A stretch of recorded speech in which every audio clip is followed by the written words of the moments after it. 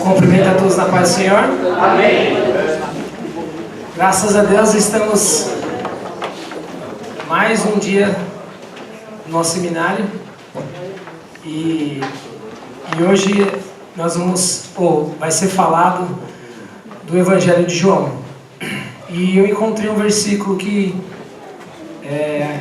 João mesmo traz resumidamente do que qual foi o propósito dele falando sobre esse livro. João capítulo 20, versículo 31. João capítulo 20, versículo 31.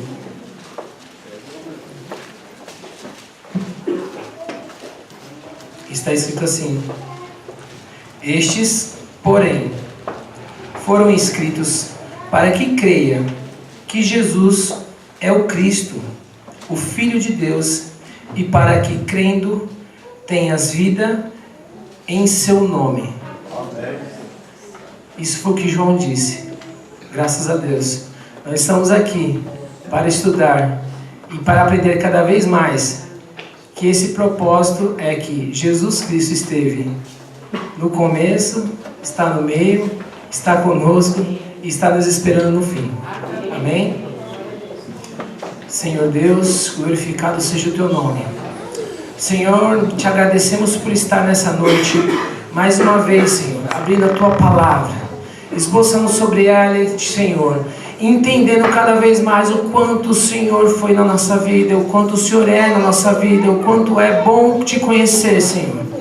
O melhor, Senhor, é te conhecer, não de ouvir falar, mas sim de falar, de entender as Escrituras, Senhor. Porque o Senhor tem sido importante, ó Pai, como João falou no versículo 1 do capítulo 1, Senhor. O Senhor esteve no princípio, Senhor, de tudo. O Senhor entendeu todas as coisas desde o princípio e nada das coisas foram feitas sem a Tua palavra. Jesus, fala com o Teu povo hoje, Senhor. Que todos possam sair daqui com a compreensão aberta, Senhor. Que tudo aquilo que for falado sobre o capítulo de João, sobre o livro de João, Senhor, as pessoas possam consumir, que seja um alimento, que todos saiam daqui alimentados e saudáveis, Senhor, da Tua palavra. Senhor, muito obrigado por mais uma noite estarmos aqui reunidos. Senhor, nós te agradecemos porque o Senhor é bom, te agradecemos porque o Senhor ainda fala conosco e te agradecemos porque ainda temos o poder de abrir, Senhor, essas páginas e poder ler e entender um pouco mais de Ti. Pai, nós te agradecemos, Senhor, em nome de Jesus, conduz todos aqueles que estão vindo aqui, Senhor, porque tem sido uma semana difícil para todos e entendemos, Senhor, que esse propósito não é pequeno, é um propósito grande, e essa semente que está sendo plantada hoje, Pai, vai gerar muitos frutos em nome de Jesus. Em nome de Jesus serão frutos e essa árvore será, Senhor, e será colhido no tempo certo, Pai. Eu creio em nome de Jesus. Senhor, que seja feita a Tua vontade e não a nossa. Nós te agradecemos, Senhor, que seja aberto mais Senhor, um dia em nome de Jesus. Amém. Sopra Espírito, levanta os caídos, restaura as feridas, dores antigas, vem pra curar.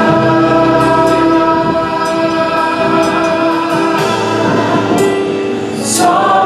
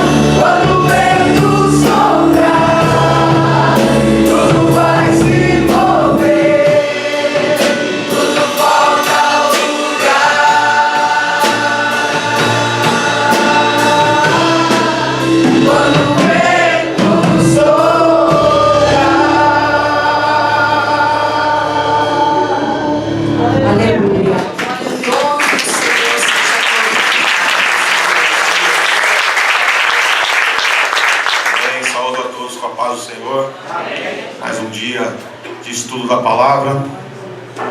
Agradeço a Deus por cada vida que está aqui hoje, esteve ontem, anteontem. Nós estamos vivendo um momento muito especial. Eu quero convidar meu pai a vir aqui à frente.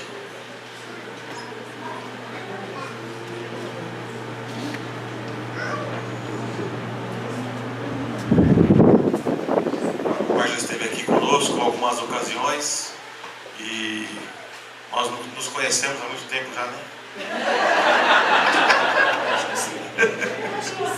Já tem um bom tempo. E foi aquele que me incentivou a entrar para o seminário. Quando eu estava procurando algo para fazer e pensei, né? E conversei com ele, pai, que eu dou todo o apoio.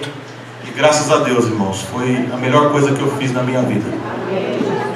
Seguir aquilo que o Espírito Santo de Deus estava mandando. E agradeço a Deus pela vida do meu pai. Hoje é pastor jubilado da Igreja Presbiteriana Independente, mas está trabalhando, né, bastante. Está dando estudo, fazendo a obra de Deus. Continua fazendo a obra de Deus. Pai, fica à vontade. Irmãos, pode sentar.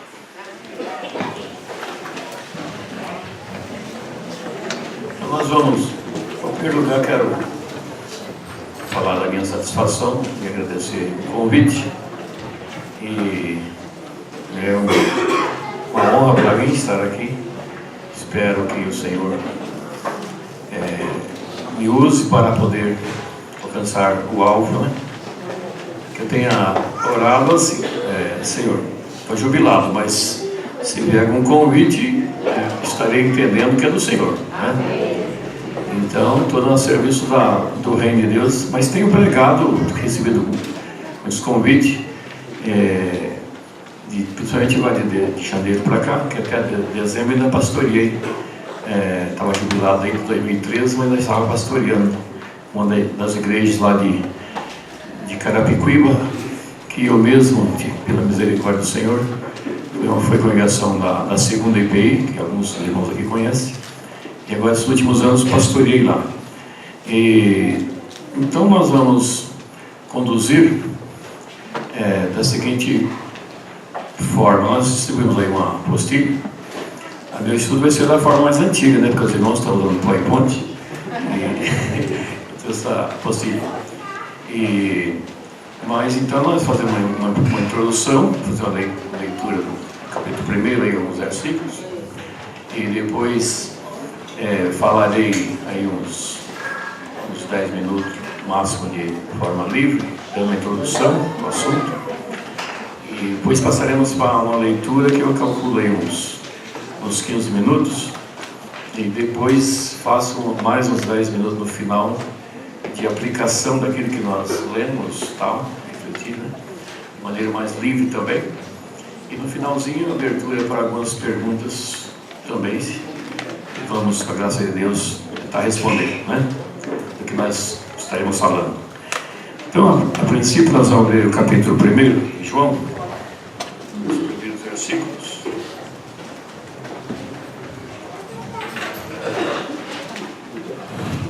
Em João, capítulo 1, de 1 a 14. Vocês gostam de ficar em pé? Ler a Bíblia? Bom, não é uma lei, né? Mas é um bom costume, né? Não é uma lei bíblica. Reverência. No princípio era o Verbo, e o Verbo estava com Deus, e o Verbo era Deus. Ele estava no princípio com Deus, todas as coisas foram feitas por intermédio dele, e sem ele, nada do que foi feito se fez. A vida estava nele, e a vida era a luz dos homens. A luz resplandece nas trevas, e as trevas não prevaleceram contra ela. Houve um homem enviado por Deus, cujo nome era João. Este veio como testemunha para que testificasse a respeito da luz, a fim de todos virem a crer por intermédio dele. Ele não era a luz, mas veio para que testificasse da luz. a saber, a verdadeira luz que, vinda ao mundo, ilumina a todo homem. Estava no mundo, o mundo foi feito por intermédio dele, mas o mundo não o conheceu. Veio para o que era seu, e os seus não receberam. Mas a todos quantos o receberam, deu-lhes o poder de serem feitos filhos de Deus, a saber, aos que creem no seu nome, os quais não nasceram do sangue, nem da vontade da carne, nem da vontade do homem, mas de Deus. E o Verbo se fez carne e habitou entre nós, cheio de graça e de verdade, e vimos a sua glória, glória como do unigênito do Pai. Nós vimos ler também o versículo que foi lido já pelo irmão ali, já 20:31. Oremos. Senhor Deus, aqui estamos na Tua presença de maneira muito especial, porque na Tua presença sempre estamos. Aqui agora no Seu santuário, como nos ensina que de maneira especial também Tu estás. Deus está no Seu santo templo, cala-se diante dele toda a terra. Obrigado, Senhor, porque temos aprendido da Tua palavra, dirigido pela Tua própria mão. E neste momento em que vamos refletir sobre o quarto Evangelho, pedimos a Tua luz. No próprio texto diz: sem mim nada podeis fazer. E é isso que eu sei, e em tudo dependemos de Ti e dependo de Ti. Abençoe as mentes, estejam abertas, os ouvidos abertos para ouvir a Tua palavra. E instrua-nos segundo a Tua vontade, para a Tua glória, no nome do Senhor Jesus. Amém. Pode sentar. Deixa minha água, ela vai pegar aqui.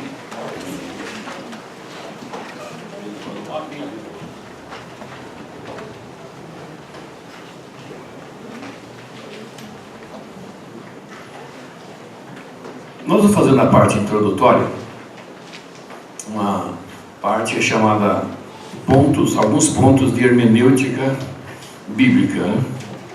Para ter assim, uma visão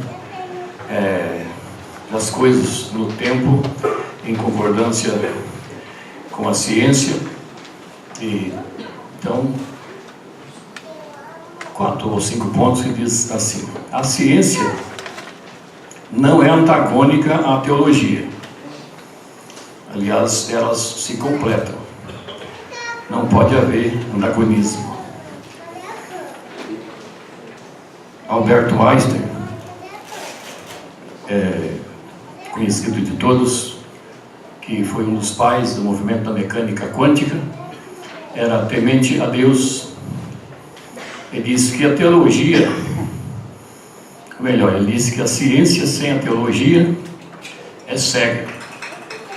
E a teologia sem a ciência é aleijada ou manca, qualquer coisa assim. Então uma coisa depende da outra, né? Inclusive, Isaac Newton, que pai da ciência moderna, né, no século XVIII, ele também era teólogo, britânico, teólogo radical, e avançou na ciência, como nós sabemos, né? Estou retrocedendo para viagens para trás, mas falar só de mais um, Galileu Galilei, que também era temente a Deus, e foi pegando as ideias de Copérnico, ele me disse do sistema heliocêntrico em detrimento do geocêntrico, e quase ia ser jogado na fogueira, não é?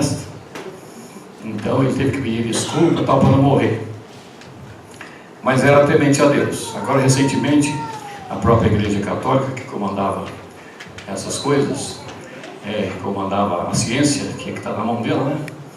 Recentemente foi pedir desculpa a Galileu Galilei. Agora, os reformadores tiveram sempre a mente mais abertas, né? Ali, e aceitaram bem essa questão. Bem, amados, então a ciência não pode se chocar. Estamos aí num avanço tremendo, né? Muita coisa, parece que os estudantes em faculdade aí ficam se perguntando e pouco se fala. Não vou aprofundar nisso, só quero deixar essa ideia, não pode haver choque, né? Quem sabe o tempo. Deus tem projetos, Deus trabalha com projetos. Ou seja, planejamento, propósitos. E nenhum dos seus planejamentos e propósitos podem ser frustrados, né? Jó capítulo 42, versículo 2. Então Deus trabalha então com projetos e leis determinadas. Também não leis determinadas. Um dia para Deus é como 1000 anos. E 1000 anos é como um dia, né? Está escrito em 2 Pedro 3:8. Também Salmo 90. Mesmo assim não é literal não. Pode ser grandes períodos. Temos que ter abertura, né? Isso não fere a fé não. Não fere a fé. O tempo de Deus é kairos. O nosso é crono, né? Não é crono. Tudo tem o seu tempo determinado. Conhecemos. Eclesiastes 3:1. Nem todas as coisas nos foram reveladas. Deuteronômio 29:29.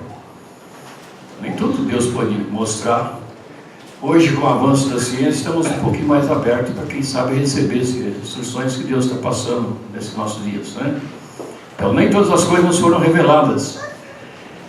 E assim nós devemos ter essa introdução para uma certa abertura de mente para aceitar inovações. Mas Deus está no controle de tudo. Ele é o soberano em todos os tempos, né? Está lá no terceiro céu. Terceiro céu, depois do que criou o universo há 13 milhões de anos, porque aí é o segundo céu, né? Que é espaço sideral, primeiro céu aqui perto da Terra. Então, há 13 mil anos atrás, dando algumas ideias no sentido cronológico e científico, né? Histórico e científico, há 13 bilhões de anos atrás, Deus formou o universo. Então, a ciência está falando que é o Big Bang. Big Bang que fala, né? Big Bang, grande explosão. Mas pela Bíblia é o haja de Deus, né? Haja! Então, é o haja que aconteceu 13 bilhões de anos atrás. Há 4 bilhões de anos, a Terra estava sendo acabada de formar. 4 bilhões de anos e meio, né? Deus, então, formava a Terra juntamente com os 7 planetas que circulam no sistema solar, né? Então, já 4 bilhões de anos. Agora, a Terra estava no propósito de Deus, no planejamento, no projeto, de maneira especial. A Terra tem um planejamento especial. Lá para os outros lados, nós não nos foram revelados, né? Mas na Terra foi revelado que ele tinha um projeto especial. O Espírito pairava sobre as águas. Então, era vazia, sem forma e vazia, mas o Espírito de Deus pairava sobre as águas. A água é sinal de vida. Pela própria distância do sistema, no sistema solar, distância do Sol, possibilidade de vida, né? Que nós estamos sabendo. Então, há 6 mil anos atrás, se nós considerar que 1000 anos é como um dia, então há 6 dias atrás, pode ser alguns minutos até, diante desses bilhões de anos, que Deus formou o universo, resolveu fazer o negócio, o Elion, o Altíssimo, né? El Shaddai, o Todo-Poderoso. E agora, então, nós sabemos que há 6 mil anos atrás ele ornamentou a Terra, que 4 bilhões de anos antes ele foi criado, né? E deixou um lindo jardim, ali no período de 6 dias, né? Que conforme já estamos falando, pode ser períodos aí, mas pode ser até de 1 hora, e eu creio que Deus pode fazer, né? Haja luz, haja separação de águas, firmamento, mas pode ter sido período de mais do que 6 dias de 24 horas também, né? Mas o importante é que Deus, dentro do seu projeto, do seu planejamento, ele ornamentou a Terra para um projeto especial do reino de Deus, que não é só do planeta Terra. O reino de Deus existia desde a eternidade, é o reino de Deus, tudo está sob suas mãos, o domínio de tudo, né? Mas um projeto especial para o planeta Terra.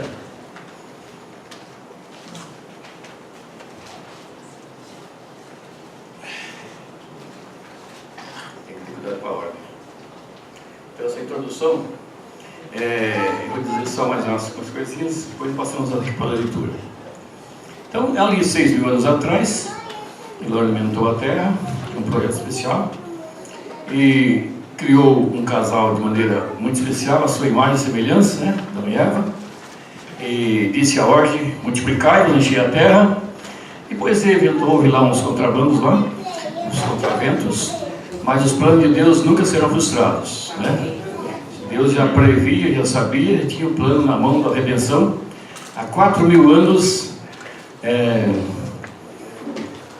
de nós, 2.000 anos depois de Adão, ele separou um casal, Abraão e Sara, né, para fazer um povo especial, um povo messiânico, e disse: em ti serão benditas todas as famílias da terra, um povo especial.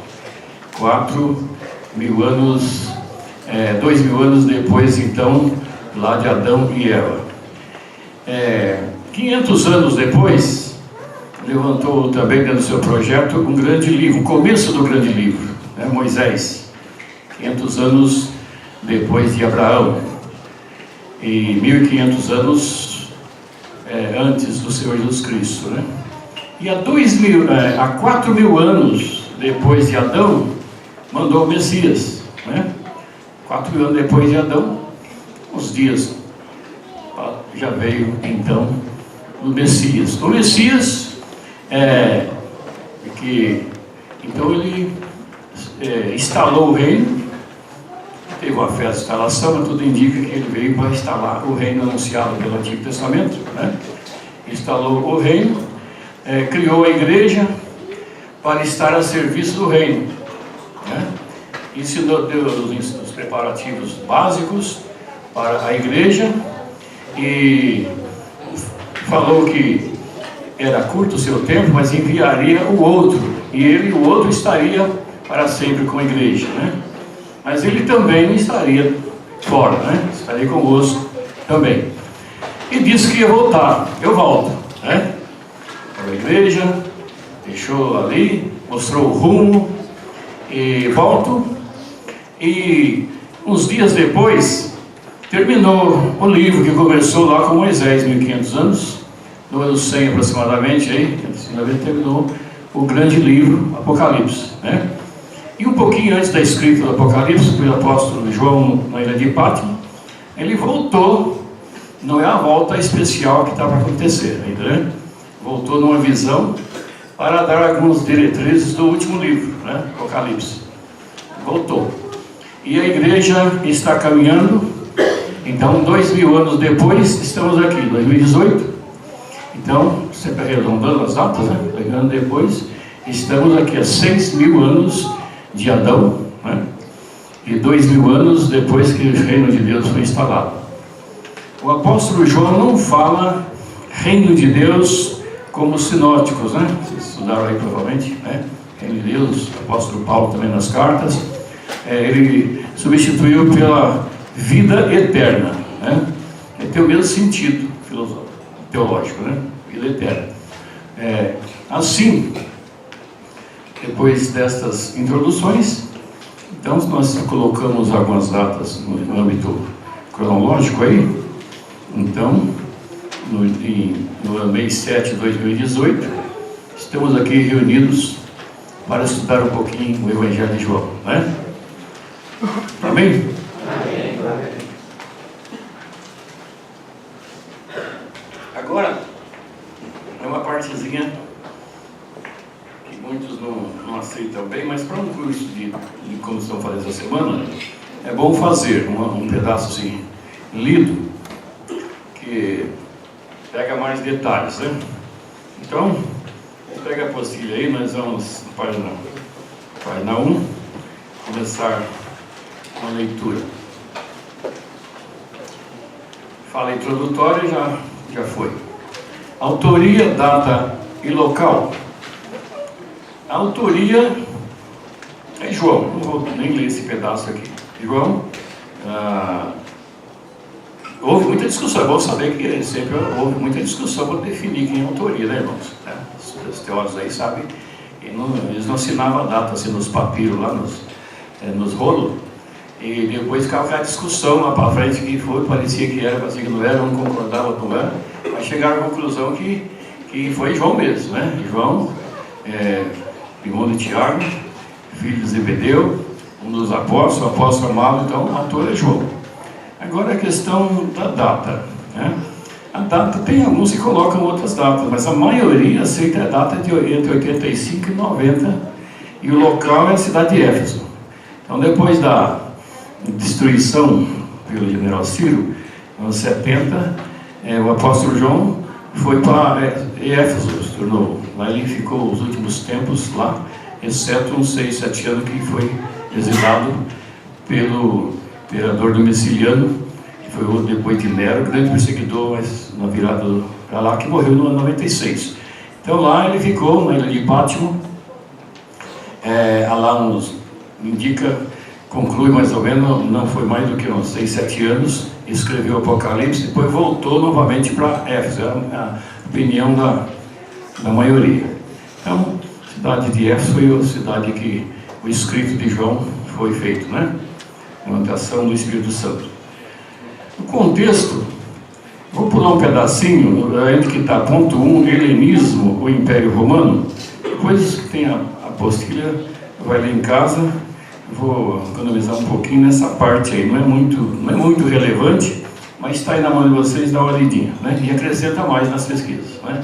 O contexto é bem importante. Então, item 2, judaísmo.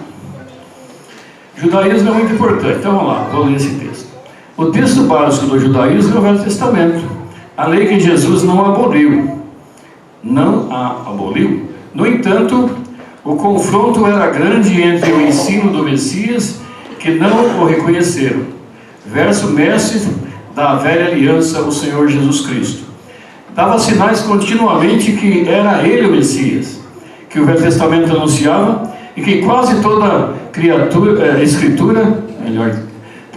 toda a escritura estava se cumprindo nele.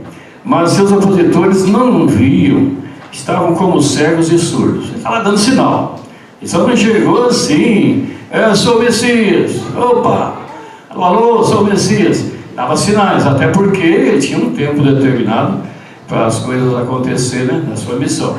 E as ideias deles eram diferentes, estavam aguardando o Messias igual guerreiro, igual Davi e tal. A ideia deles estava ansiosa por o Messias que ia chegar, e o cumprimento das profecias, mas esperavam um guerreiro. E ele dava sinal, ele tinha que dizer, mas eles não estavam entendendo. Continua, além disso, trazia a fala de Jesus ensinos novos para um momento novo, considerando que o reino de Deus estava sendo instalado com a chegada do Messias. Mas eles não percebiam, e mais que isso, chamavam-no de endemoniado, blasfemador, e por isso procuravam um meio de matá-lo. Jesus expunha aos doutores da lei severas exortações por muitos erros de interpretações das Escrituras. Assim sendo, exemplificando o Velho Testamento, era o documento que estava sobre a mesa em discussão, e sem ele, o Velho Testamento, ficava difícil a interpretação do quarto Evangelho. Isso aqui eu coloquei aqui, como se tivesse um documento na mesa, vamos discutir isso aí, né? Então, Jesus Cristo colocando o que o Velho Testamento colocava, eles na expectativa do que havia dito os profetas, e o que seria o Messias, e ele dando sinal, e eles não entendendo, querendo matá-lo. Agora então, aqui no contexto tem o texto dos apócrifos, que é um pedacinho também importante.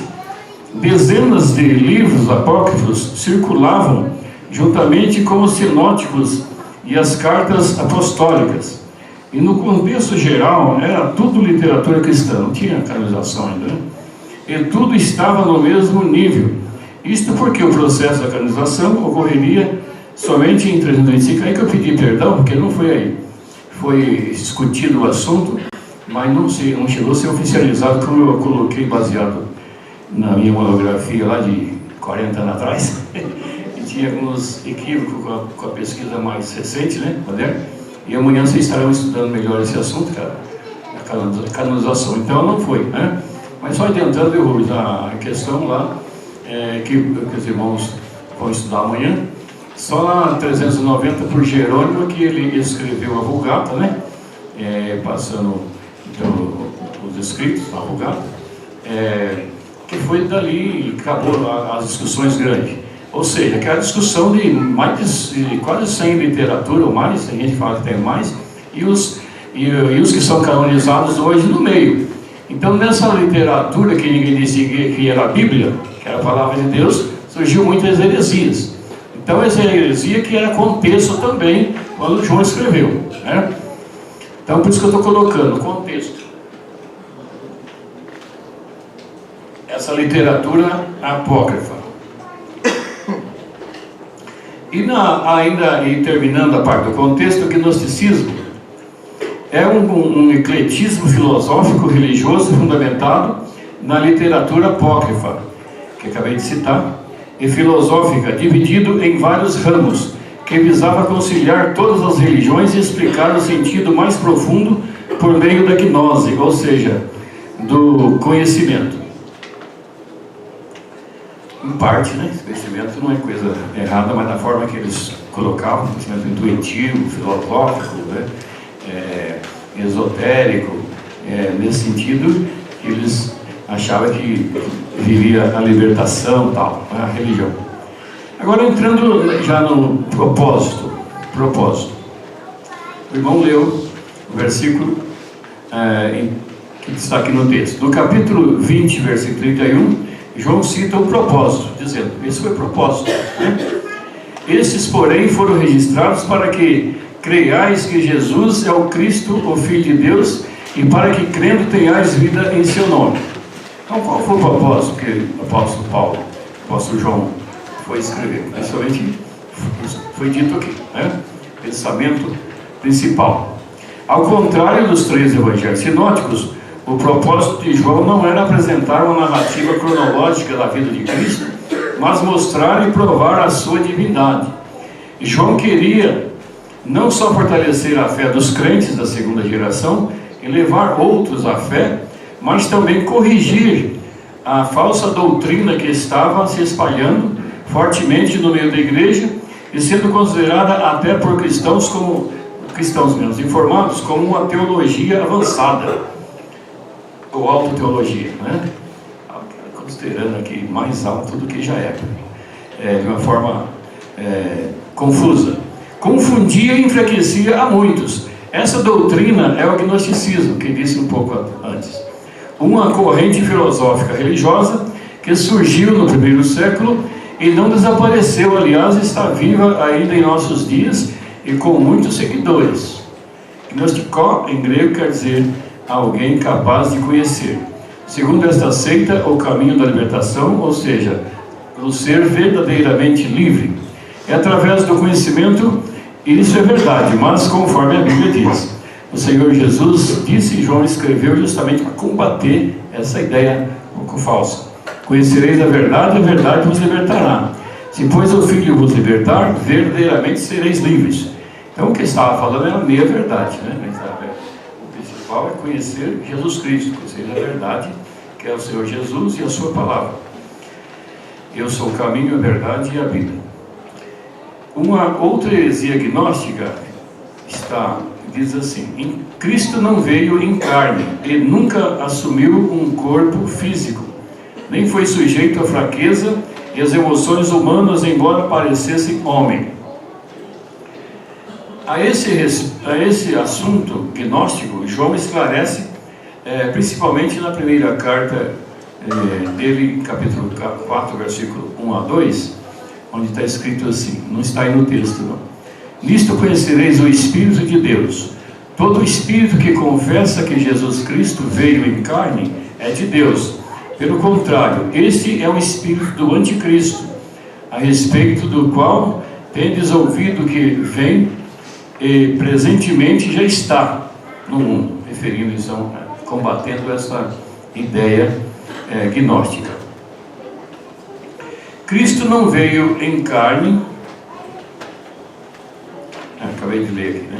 Então agora continuando, assim sendo, na orientação do Espírito Santo, no bom senso e por amor à causa, João decide e escreve o Evangelho em apreço. E começa diretamente o assunto, mostrando Cristo como participante da criação de todas as coisas e que tornou o homem. A palavra teântropo, né? É um termo dos teólogos que diz teântropo, 100% homem, 100% Deus. Então, é a palavra que define Jesus Cristo, teântropo, 100% homem, 100% Deus. Aí, nós fizemos a leitura, coloquei aí no texto para declamar, João capítulo 1, né? No princípio era o verbo estava com Deus, o verbo era Deus, ele estava no princípio com Deus, todas as coisas foram feitas por intermédio dele, sem ele nada do que foi feito se fez. Nele estava a vida e a vida era a luz dos homens. Ele fala de João, que veio para testificar da luz, a verdadeira luz que ilumina a todo homem. E no verso 14, o verbo se fez carne e habitou entre nós, cheio de graça e de verdade. Assim, João então iniciou o texto. Está entendendo? Amém. Está bem? Então vamos lá. 5 pontos relevantes. É difícil falar isso, né? Aí acho que é básico que eu coloquei. 5 pontos que destaca bem, né? No texto do quarto evangelho. Tem muitos pontos relevantes inseridos no texto em apreço. Porém, vou falar de forma resumida 5 deles. Primeiro, estão do Logos. O termo Logos pode ser traduzido por palavra ou verbo, né? Ele fala, no princípio era o verbo. Algumas Bíblias falam, no princípio era a palavra. Pode ser, né? Então pode ser palavra ou verbo ou Logos. São palavras sinônimas. Ao utilizar o termo Logos, no primeiro versículo do texto, João estava aplicando um conceito conhecido pela sua audiência, ou seja, judeus e gregos. Na filosofia grega, o Logos era um tipo de agente intermediário. O Logos era um intermédio entre Deus transcendente e o universo material. Algumas correntes tinham como a força a ação primeira na criação do mundo material. Então, algumas correntes discutiam essa questão, mas era um termo conhecido porque era uma discussão da filosofia, né? Dos filósofos e no contexto então que acabamos de ver aí antes. Esse conceito é bem familiar para nós também quando estudamos o verbo nas 10 classes gramaticais. Verbo é ação, né? A gente colheu isso aí, esse verbo ação que era a discussão, era o Logos, e era um Deus desconhecido. Eles colocavam alguma força, ação, que na conclusão dedutiva lá, né, da filosofia, lógica, não sabemos quem é, mas não pode discutir, é um Deus que não sabemos o nome, então puseram o nome de Logos, né? É o Logos, e por isso que ele falou que é um termo conhecido. E o Logos para os judeus, vamos ver aqui,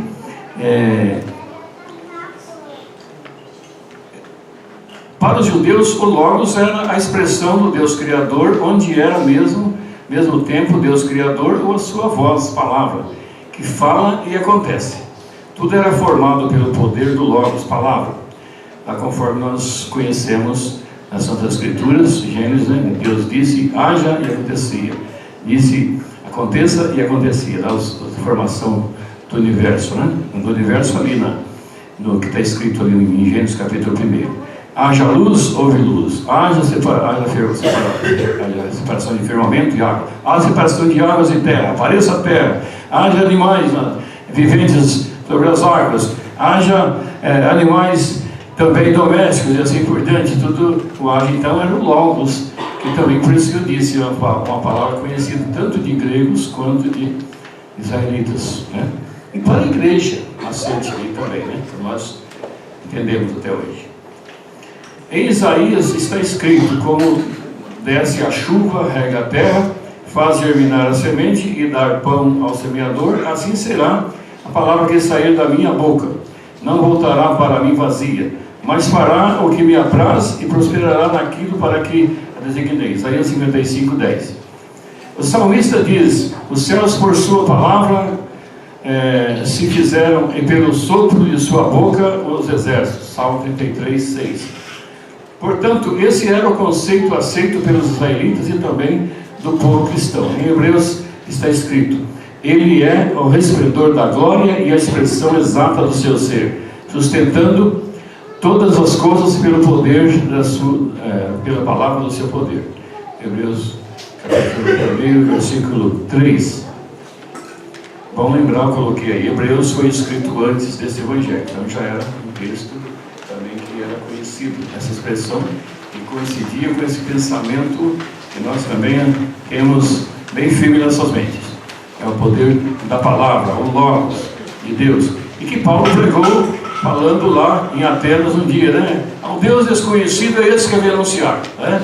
Esse Logos aí que ele estava se referindo.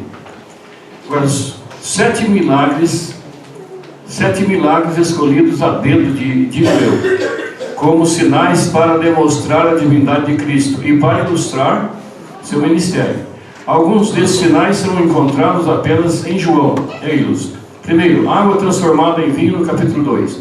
A cura do filho do oficial do rei, capítulo 4. A cura de um paralítico junto ao tanque Betesda, capítulo 5. A multiplicação dos 5 pães e 2 peixinhos, no capítulo 6. Jesus anda sobre as águas do mar, capítulo 6. A cura de um cego de nascença, no capítulo 9. A ressurreição de Lázaro, no capítulo 11. Então, queria provar a divindade, né? Escolheu, eu coloquei assim, escolheu a dedo, mas todos os comentaristas falam que de uma forma muito especial, escolheu esses sinais que alguns não estão nem repetidos no sinótico, né? A expressão eu sou diz assim: o Senhor Jesus nos seus ensinos dava continuamente sinais da sua identidade, mas os líderes judaicos não entendiam ou não queriam entender. Repetia sempre a expressão eu sou. Foi como houvera apresentado a Moisés no Monte Horebe, conforme Êxodo 3, 13 e 14. Está escrito: disse Moisés a Deus: eis que quando eu vier aos filhos de Israel, eles disseram: o Deus de vossos pais me enviou a vós outros, e eles me perguntarem qual é o seu nome, que lhes direi? Disse Deus a Moisés: eu sou o que sou. Disse mais: assim dirás aos filhos de Israel: eu sou, me enviou a vós outros. Para nós pega mal nessa questão. O eu sou falou isso aí, né? O eu sou que mandou eu aqui. Só que essa palavra eu sou é Yahvé, né? Yahvé, que não tem uma boa tradução, e alguns falam Jeová, mas o melhor é Yahvé, né? Yahvé significa eu sou. Daqui a pouquinho eu falo um pouquinho rapidamente alguma coisa mais desse pensamento aí, dessa teologia, né? Bom, então eu sou estava enviando, interpelado pelos judeus quando disseram: se tu és o Cristo, diz-nos francamente. Respondeu-lhes Jesus: já vos disse, não credes? Capítulo 10, versículo 24. Parafraseando: já disse tantas vezes e vocês não entendem? O apóstolo João, ao escolher as partes em que Jesus disse eu sou, possivelmente falou muitas outras vezes. Está deixando claro que Jesus é o eu sou do Êxodo 3. É aquele que estava falando, eles não entendiam, mas conheciam bem o significado do Êxodo, e ele estava declarando que era o Messias que o Velho Testamento anunciava. Havia uma conexão dos acontecimentos com os quais o Senhor usava a expressão eu sou, dando sinais da sua identidade com as profecias messiânicas. Vejamos algumas delas, entre outras que estão no texto.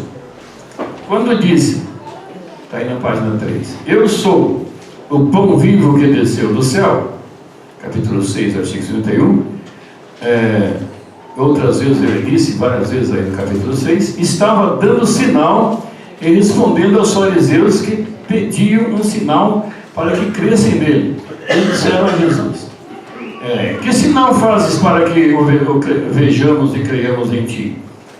Quais são os teus feitos?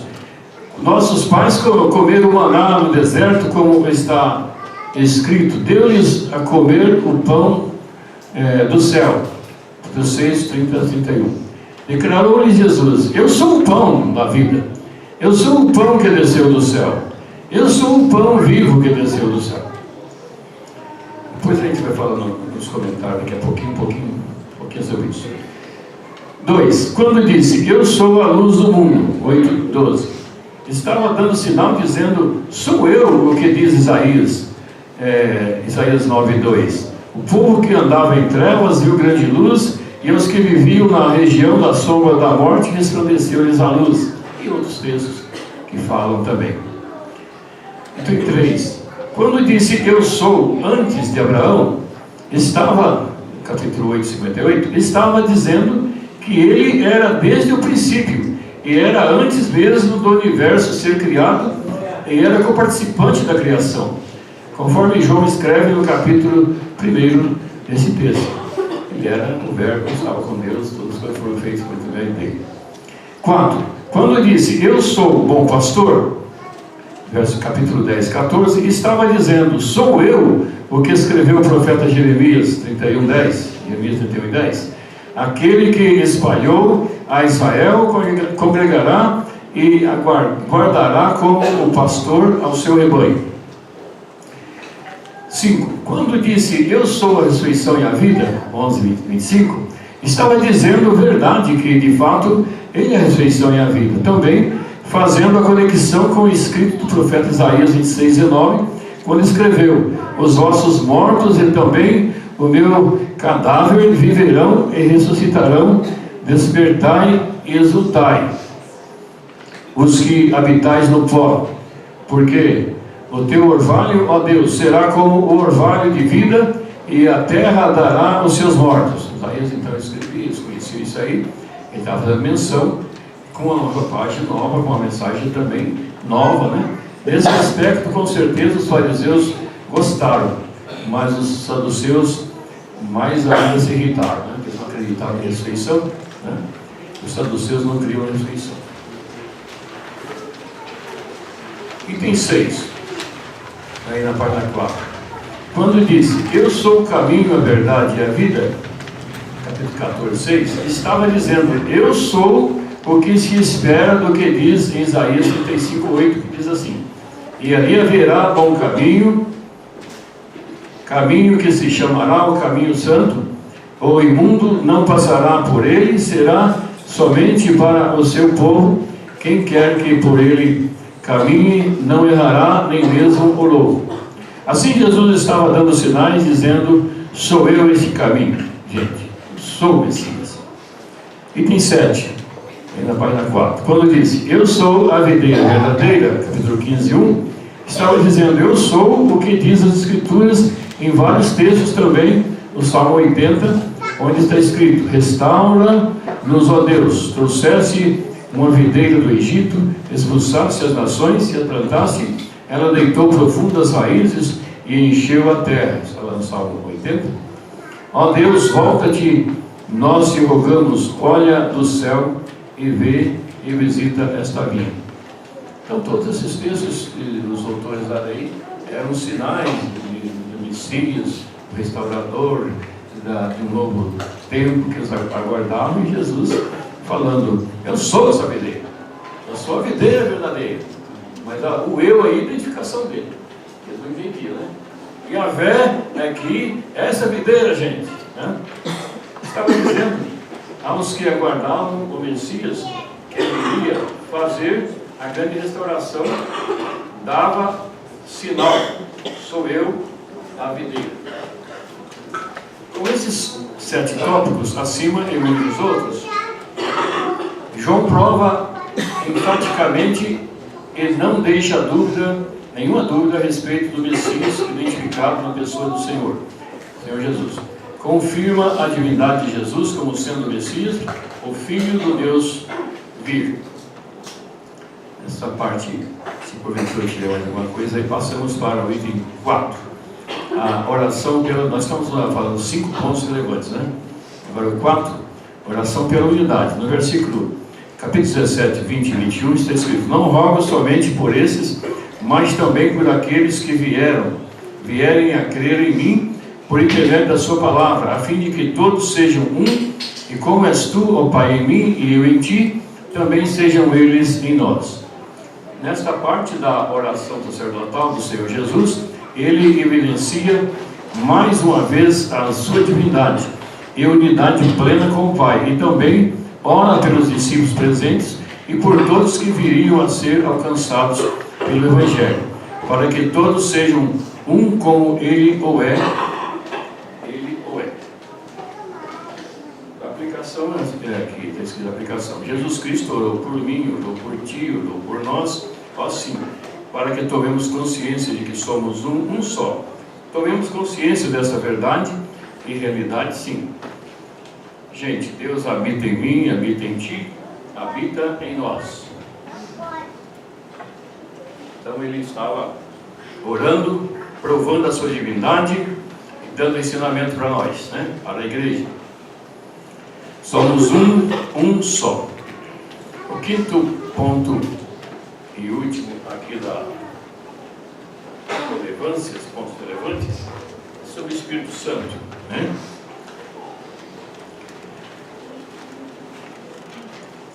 O Espírito Santo, item 5, 4 foi a unidade, o quinto ponto e último é sobre o Espírito Santo. Sobre a terceira pessoa da Trindade, o apóstolo João achou por bem escrever um pouco mais, acredito eu, completando o que os sinóticos haviam escrito. Isto é, acrescenta detalhes em alguns pontos e outros que não haviam escrito. E assim fez. Falou do testemunho de João Batista, que viu o Espírito Santo descer em forma de uma pomba e pousar sobre o Senhor Jesus na ocasião em que batizara Jesus. Então ele colocou aí, a forma que eu escrevi não ficou tão claro, mas era mais um ponto que enfatizava a divindade de Jesus, né? Não só isso que eu acabei escrevendo aí, com essa pequenina falta de esclarecimento.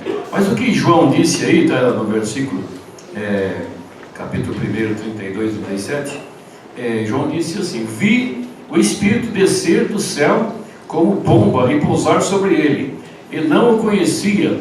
Aquele, porém, que me enviou a batizar com água, me disse: aquele sobre quem vires descer e pousar o Espírito, esse é o que batiza com o Espírito Santo, pois eu de fato vi e tenho testificado que ele é o Filho de Deus. Descreve a fala de Jesus em vários momentos, quando fala sobre o Espírito Santo, dando luz à doutrina que o povo de Deus precisa saber. Mostra que o Espírito Santo é Deus, agente transformador, que faz do homem perdido um resgatado e uma nova criatura, do convertido uma fonte de água viva, capítulo 7, 39, que ensina, vivifica, habita no crente, que guia no caminho da verdade, que enche e dinamiza os enviados. Está lá no capítulo, né? Ele sopra e enche os discípulos para que vão à seara. Aqui agora, terminando uma nota sobre a questão do Espírito Santo. Quando João descrevia a fala do Senhor Jesus e ensinos a respeito do Espírito Santo, ele e o Espírito não estavam ainda definitivamente com a igreja. Assim, muitas expressões estão colocadas no futuro. A vinda do Espírito Santo ocorreu 7 dias depois da ascensão do Senhor Jesus ressuscitado. Mais precisamente, na festa do Pentecoste, a festa da colheita para os judeus, que acontecia 50 dias depois da festa da Páscoa. O Senhor Jesus participou da Páscoa, foi ao sacrifício da cruz, capítulo 18, 19, e depois da ressurreição permaneceu por 40 dias aparecendo aos discípulos. Antes da ascensão, e no relato de Lucas, capítulo 2, em Atos, acontece o grande acontecimento que é a descida do Espírito Santo, e os cumprimentos a ele, a respeito dele. A partir de então, ele está no meio da igreja e habita no interior de cada redimido e resgatado do Senhor. Os capítulos anunciados aí. Aleluia ao nosso Deus. Conclusão. Mesmo sem o reconhecimento dos doutores da lei e liderança de Israel, o texto do quarto evangelho passou a ser considerado pela igreja palavra de Deus, até antes mesmo da canonização. Que nossas vidas sejam alcançadas pelo propósito do autor, conforme capítulo 20, 31, já mencionado desde o início dessa fala, que é o propósito do Senhor Jesus como nosso Rei, para a glória do Pai, do Filho e do Espírito Santo. Aleluia. Irmãos, então esta é a parte linda. Eu vou tomar fazendo a aplicação.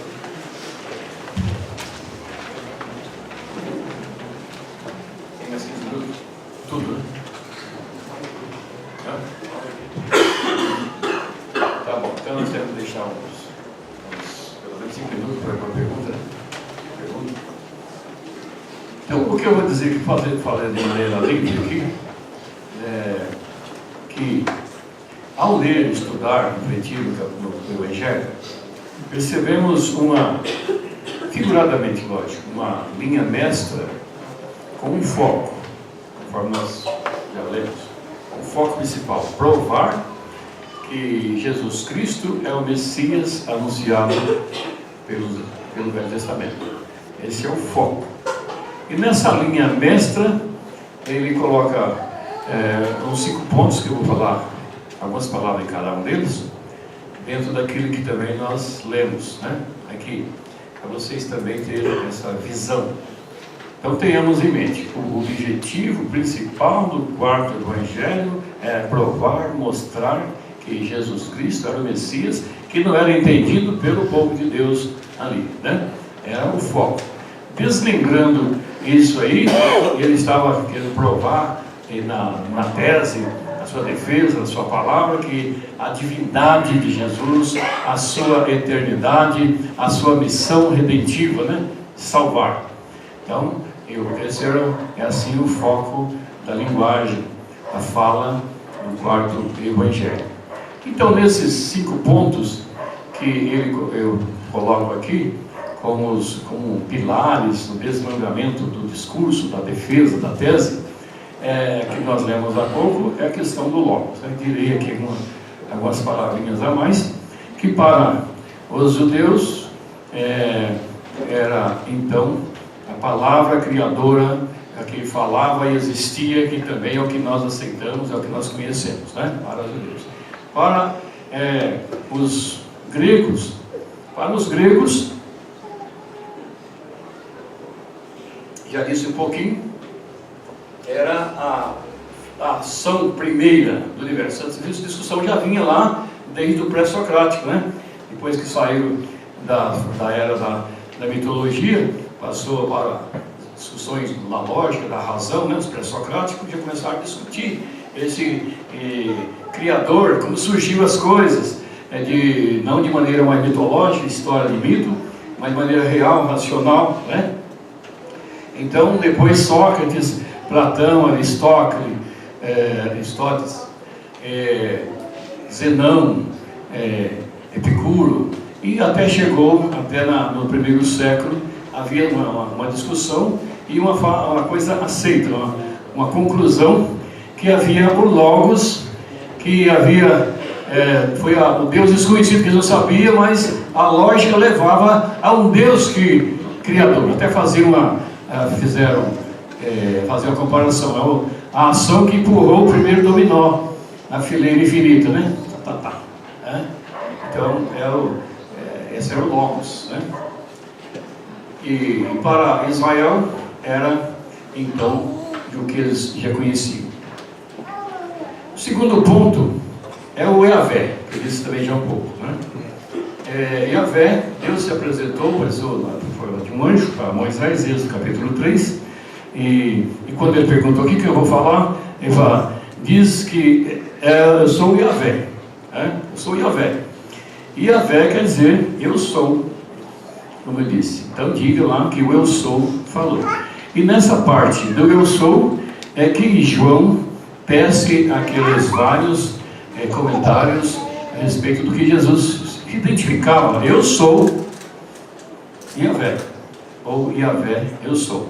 Essa palavra eu sou, ela também foi traduzida na Septuaginta, fizeram lá no tempo de Ptolomeu, depois de Alexandre o Grande, né, tal, na Alexandria, a Septuaginta, e fizeram a tradução para o grego. Então, assim, Yahvé, que em Israel, judaico, hebraico, subentende como eu sou, foi colocado como Senhor, né, no grego, Kyrios. E quando fizeram na Vulgata, agora já no ano 390 da era cristã, o Jerônimo, e agora o Júnior vai falar um pouco também sobre isso aí, só estou falando para vocês entenderem, que foi colocado para o latim, né? Senior Onis, e João Ferreira de Almeida colocou como Senhor no português, né? Senhor. Então vem lá, Yahvé, eu sou, o Kyrios, o Sênior e Senhor na nossa linguagem. Esse eu sou. E Jesus estava então dizendo que ele era esse Yahvé, esse eu sou, esse Senhor. E na Bíblia vamos saber também, né, que daí para frente tudo que às vezes aparece Senhor na nossa Bíblia, no original hebraico lá é Yahvé, né? A Bíblia de Jerusalém fala Yahvé mesmo, né? Você já viu? Yahvé. Então, quando ele vê Senhor, essa palavra Yahvé no original, no hebraico antigo. Então, nesses pontos, ele enfatiza esses pontos que eu coloquei, e repetindo aqui rapidamente, né? Os três, pelo menos. Eu sou o pão da vida. Eu sou o pão da vida. E ele falou isso aí por quê? Porque só dá um sinal para nós. Dá um sinal para nós, porque Moisés deu sinal, né? Do Êxodo 16, do maná que comemos. E você? Aí Jesus falou, eu sou o pão que desceu do céu, né? Estava falando quem era ele e também dando ensinamento. Para a nossa aplicação, né? É nós entendermos que o maná do céu é Jesus, né? O maná do céu é Jesus. Tem que fazer aqui algumas aplicações, praticidade, né? Eu sou o pão que desceu do céu. E por isso a gente faz sempre essa boa lembrança também, a ligação na Santa Ceia, trazendo alguma coisa concreta, aquilo que é abstrato, né? Comendo o pão, absorvendo Jesus. A gente pode então comer Jesus, como no capítulo 6, ele só fala que quem me comer tem a vida eterna, né? Comer esse maná do céu é pela fé, né? É sentir esse Jesus entre nós, é estar em plena comunhão com Ele, e juntamente com essa pessoa do Senhor Jesus Cristo é a sua palavra, né? Essa palavra que foi, Deus tinha falado lá para Ezequiel, engoliu o rolo, que era doce como mel, era uma simbologia da Bíblia, é a palavra de Deus, tá bem, né? Salmo 19, Salmo 119, versículo 103, seus ensinos são doce como mel. Aprendemos e trazemos pela prática desse Jesus. Quando ele disse, eu sou a luz do mundo, estava fazendo referência lá ao que disse Isaías, né? Terra de Naftali, terra de Zebulon, caminho do mar, houve uma grande luz, sinal do Messias. Ele disse, eu sou a luz. Isso que você está aguardando e não está entendendo sou eu. Eu sou a luz do mundo. Mas ele estava trazendo também ensinamento para a igreja. Então a gente está aqui não é só para saber essas coisas mais técnicas, intelectual, mas na prática. Na prática, o que ele diz para nós? Sede a luz do mundo, né? Vocês são iluminados por mim, a verdadeira luz que ilumina todo homem. Nós somos iluminados. Então a igreja tem que levar para isso, para a sua vida cotidiana, que ele é uma luz e há uma ordem para ele ser luz. Mas se nós temos Jesus dentro de nós, há uma luz que resplandece. Nós não vemos, mas o Espírito, o mundo espiritual vê. Há uma luz em cada cristão, né?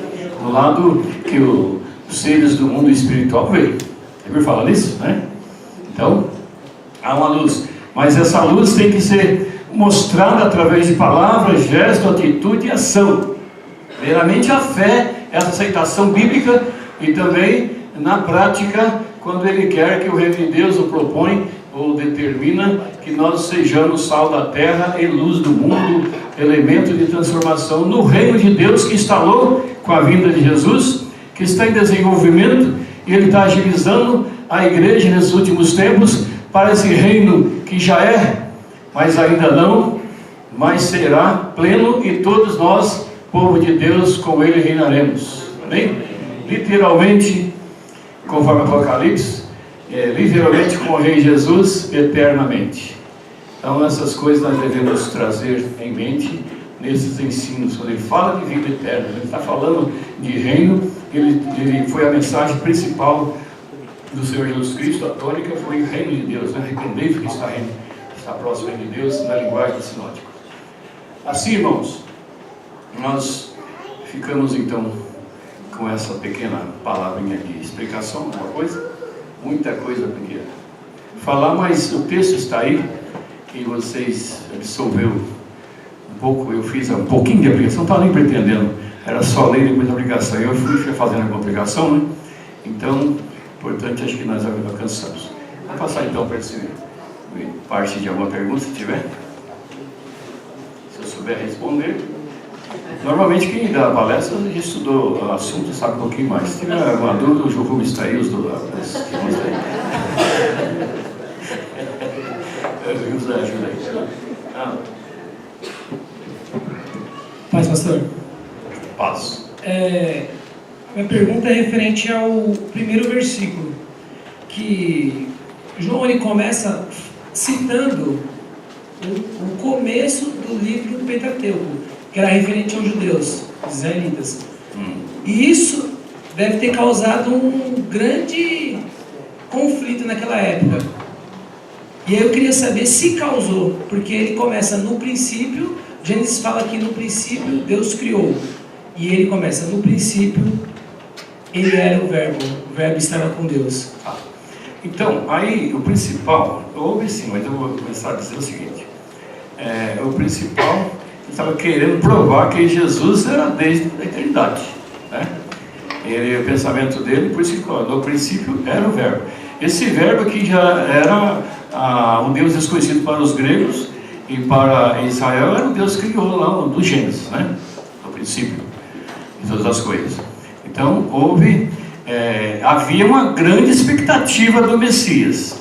Ele estava falando, ninguém entendia, e João coloca afirmando que é esse. Então eles acabaram não entendendo, né? Até hoje Israel não entendeu, né? Exceto poucas pessoas. Mas Deus se voltou para os gentios, somos nós, e formou sua igreja. Então sua pergunta é se houve uma reação, né? Uma reação. Eles inclusive chamavam ele de demoniado. Ele citava essas coisas, mostrando que ele era enviado do Pai, continuamente falava: sou enviado, o Pai me enviou, né? E antes de Abraão eu sou, dando sinais que ele era antes dos 13 bilhões de anos do universo, né? Agora, Israel chamaram ele de demoniado, de blasfemo, e levaram para a cruz, né? A liderança toda. Então houve uma repugnância dessa declaração dele. Mas João veio para deixar isso claro. Agora, quem tem ouvidos para ouvir, ouça o que o Espírito diz à igreja, né? Passa isso aí. Mais pergunta?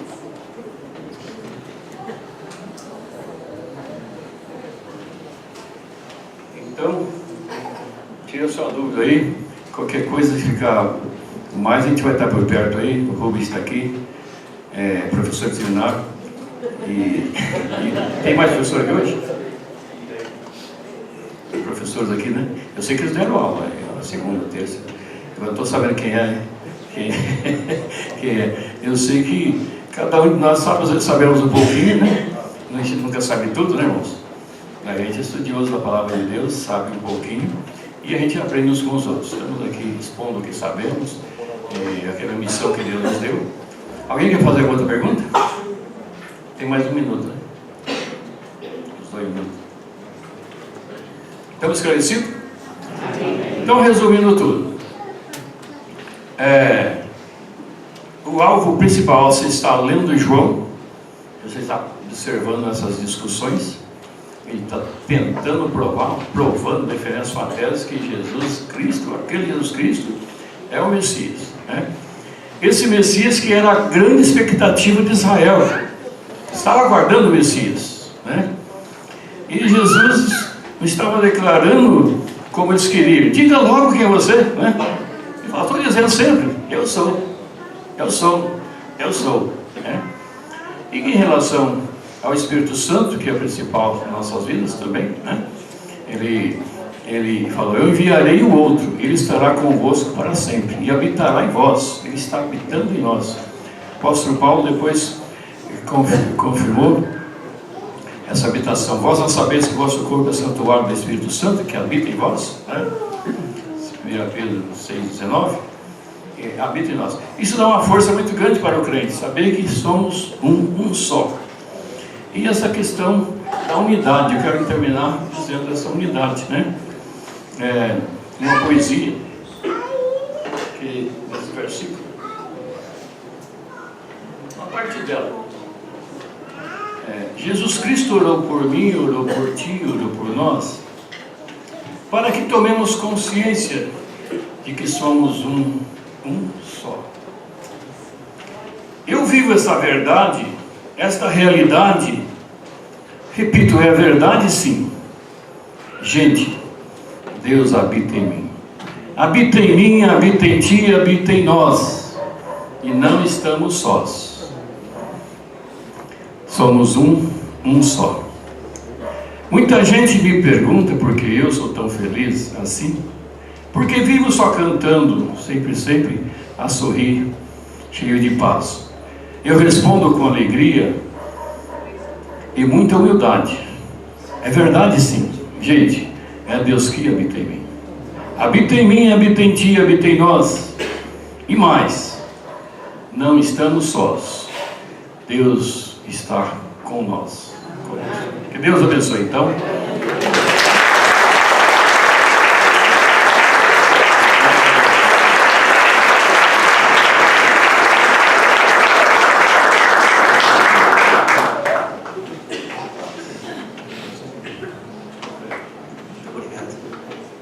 Salve da igreja na paz do Senhor. Amém. Graças a Deus, glorificado seja o nome do nosso Deus, porque nós cremos que Jesus Cristo é o Messias, o Filho de Deus. Mas mania que eu tenho de acrescentar, né? Quem sou eu? Mas eu estou lembrando aqui que eu creio, nós cremos, você e eu somos privilegiados por crermos que Jesus Cristo é o Messias, Filho de Deus, mais do que pelo que João disse, mas porque o Espírito nos convenceu. Amém? Então é assim que somos privilegiados, muito mais do que os fariseus, muito mais do que aqueles homens, como foi descrito aqui com propriedade pelo pastor, que não conseguiam, eles não conseguiam. Jesus falava: eu estou falando que eu sou. Não entrava na cabeça deles, mas entrou na nossa, graças ao Espírito Santo de Deus. Amém? Enquanto eu dou os avisos, eu gostaria que os músicos viessem, ao invés de nós orarmos o Pai Nosso. Gostei do que o Júnior fez ontem, cantamos o Pai Nosso. Amanhã, enquanto os músicos chegam aí, não sei se é só o pop que vai tocar. Amém? Guilherme, Ernesto, Che Guevara. Amanhã, irmão, nós teremos um pastor muito especial, o pastor Rubens Lacerda Júnior. Pastor Rubens Lacerda já foi hoje. Pastor Rubens Lacerda Júnior, ele estará falando sobre o cânon do Novo Testamento. E tem mais um avisinho aqui. Não vamos nos esquecer que lá embaixo vai haver uma confraternização, como eu sempre brinco, com bolos e doces, tá? E haverá lá também livros à venda e quadros que estão expostos, não apenas para que nós apreciemos, mas para que compremos, amém? E divulguemos. Então, se você está sentindo falta de um quadro na sua casa, tem uma exposição maravilhosa lá embaixo, amém? Vamos cantar?